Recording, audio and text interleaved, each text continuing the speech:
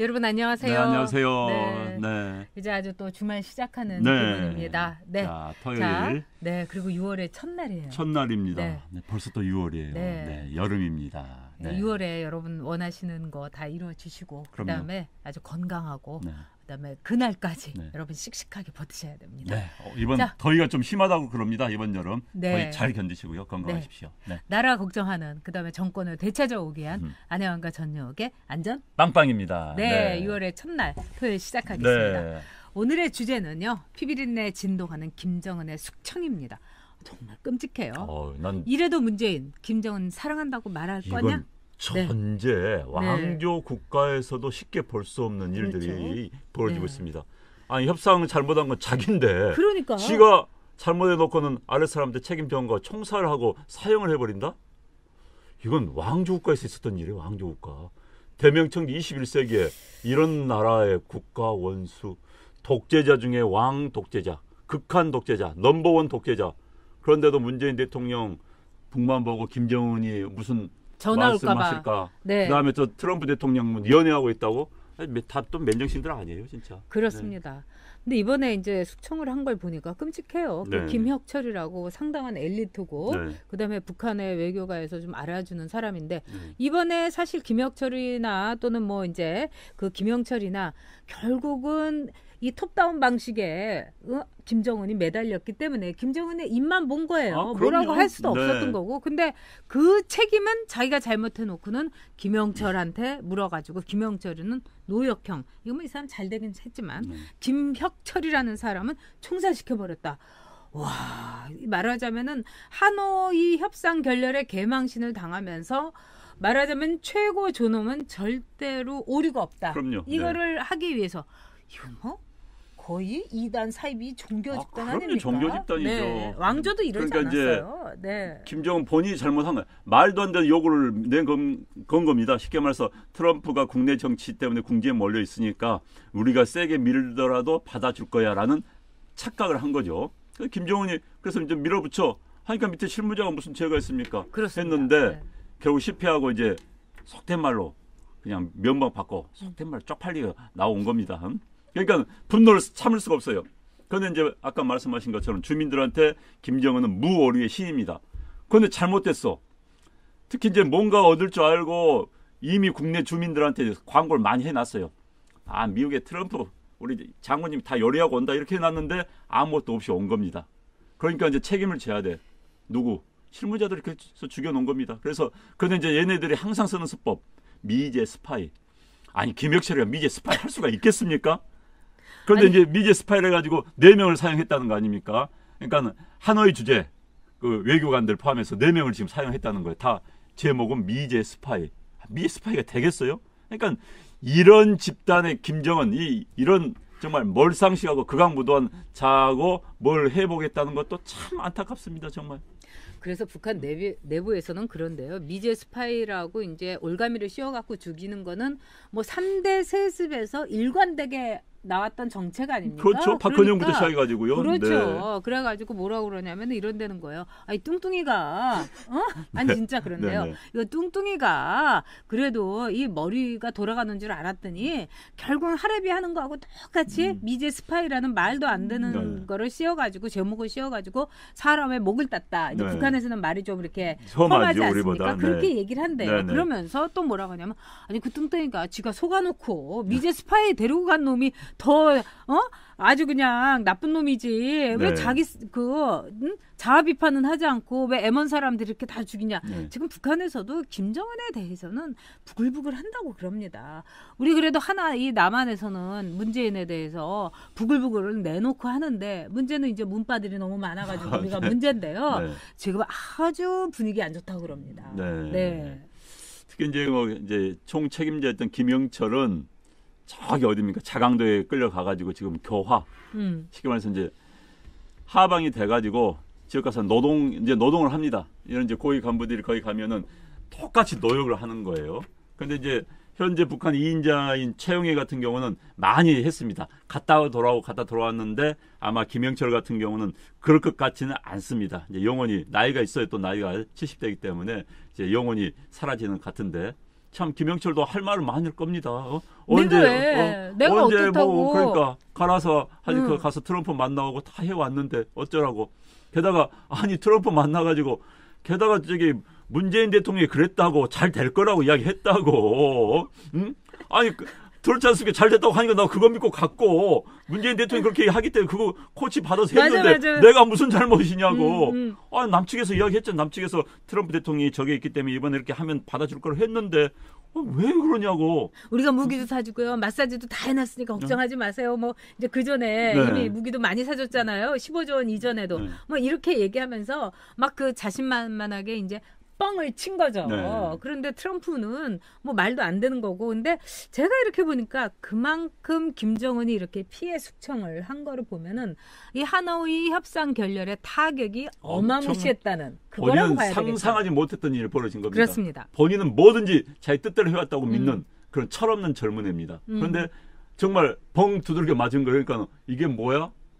그래서 이제 그때 누굽니까? 최선입니까? 최선이가 네. 와가지고는 우리 조놈께서는 정말 이건 있을 수 없는 뭐 이런 이야기 한 거 아니에요? 그러니까는 너무 충격이 컸습니다. 게다가 저는 이번에 제일 불쌍한 것 중에 네. 하나가 신혜영이라고 통역사. 아, 네네네. 이 통역사는요, 본인이 실력이 좀 딸립니다. 왜 딸렸느냐? 원래 남자 통역사를 쓰는데 트럼프가 한국계 여자 통역을 쓰니까는 야, 나도 여자 데려와야지 여자를 데려온 겁니다. 그래서 투입이 됐어요. 근데 이제 그 위대하신 신 앞에 있으니까 얼마나 떨었겠어요. 통역사 떱니다. 사실. 왜? 통역 잘못하면은 이게 날아간다 알기 때문에. 그렇죠. 그러니까 초긴장 상태에서 아마 했을 거예요. 근데 이제 통역사 실수는 했습니다. 트럼프가 벌떡 일어나니까 김정은이 급한 거예요. 아니 나도 제안할 게 하나 있다고 이 말을 하고 잡으려고 했는데 이걸 통역을 못 해버린 거예요. 그러니까 이제 트럼프는 그냥 나갔고 아마 트럼프는 그 말 들었더라도 그냥 갔을 수도 있는데 어찌됐든 김정은이 나도 하나 제안할 게 있는데 라는 걸 통역을 못 해버린 겁니다. 그런데 아마 이 신혜영이는 막 쫄아 있을 수도 있고 그다음에 그 이야기를 못 들을 수도 있고 그럼요. 상황 때문에 그럴 수 있는 거 아니고 통역 뭐 전지전능하지 않으니까. 그런데 그거 했다고 숙청 지금 지방 가가지고 지금 어디서 강제 노역을 하고 있다고 합니다. 이런 나라가 어디 있습니까 세상에. 그러니까 한마디로 김정은이가 피비린 나는 화풀이를 한 거예요. 네. 지가 잘못해놓고 어디 가서 썩낸다고. 근데 이제 저는 여기에 대해서 정말 문재인의 이 입장 이거를 물어보고 싶어요. 인권 변호사라는 거 팔아가지고 대통령 됐지 않습니까? 네. 그러면서 뭐 인권하고 노래를 불렀어요. 그런데 김정은에 대해서는 인권이라는 말조차 이응자도 하지 않고 입을 싹 씻고 있어요. 자, 한 인간으로서 문재인은 답을 해야 됩니다. 도대체 이거는 어떻게 생각을 하고 있는지. 지금 우리나라 기자들이요. 이제 언제 또 기자회견 할지 모르겠어요. 안 할 수도 있겠죠. 네. 이젠 또 뭐 그 송현정의 건으로 이제 뒤었으니까 네. 여러 사람 내놓고 막 시나리오대로 할 가능성이 네. 있어요. 정말 용기 있는 대한민국의 기자라면은 언론인이라면은 물어야 됩니다. 그럼요. 너 당신 아직도 김정은 짝사랑하느냐? 예의 바르고 정말 뭐 어쩌고 순진하고 뭐 이렇게 한 젊은이라고 생각을 하느냐? 그다음에 보세요. 김정은이를 그 부둥켜 안았을 때, 와, 뭐 정말 뭐 뼈가 부러지도록, 뭐 등뼈가 부러지도록 껴안아 주세요. 뭐 속된 말로 젊은 남녀들이 그러는데, 완전히 그 뚱뚱이를 그냥 완전히 껴안아 주더라고요. 뼈 부러지는 줄 우두두두두둑 소리 안 났을까요? 아우. 게다가 이제 협상의 파트너를 총살해 버린다. 네. 이런 말을 해야 되는 항의해야 되는 겁니다. 사실은. 그렇죠. 네.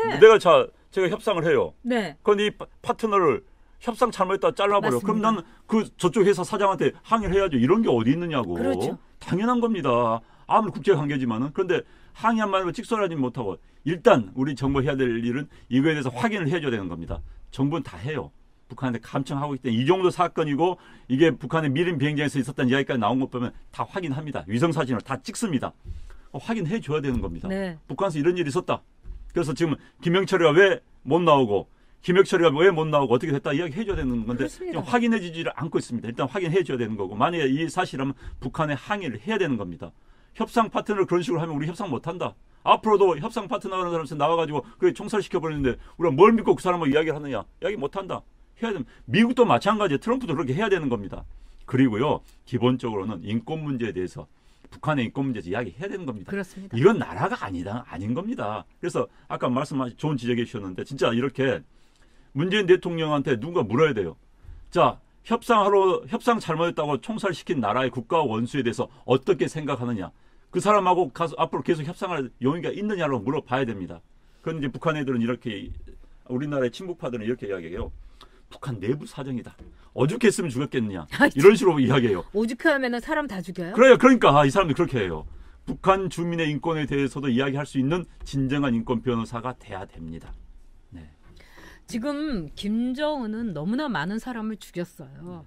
장성택이 자기의 고모부도 죽였죠. 거기다가 이복 친형을 다 죽였죠. 더구나 정통성이 있는 그 북한에서는 장자 아니겠습니까? 그럼요, 네. 그런데도 죽인 거예요. 그래서 아마 꿈자리가 제가 보기엔 사나울 겁니다. 고모부 나오죠. 김정남 나오죠. 그다음에 한솔이 그 조카도 나와가지고 다들 넌 살인마다 너는 막 이럴 거니까 꿈자리가 아주 사나울 거예요. 그런데 자, 김혁철 그 외교관 김혁철 대사님 정말 억울하게 죽음 당하셨고 또 네. 대한민국에서 태어나시고 대한민국에서 정말 태어났으면은 아주 훌륭한 외교관 됐을 그럼요. 겁니다. 네. 그러니까 문재인이 꿈에 좀 나타나세요. 그래서 문재인이 보고 네가 인권 변호사 맞냐고. 넌 천벌을 받을 거다.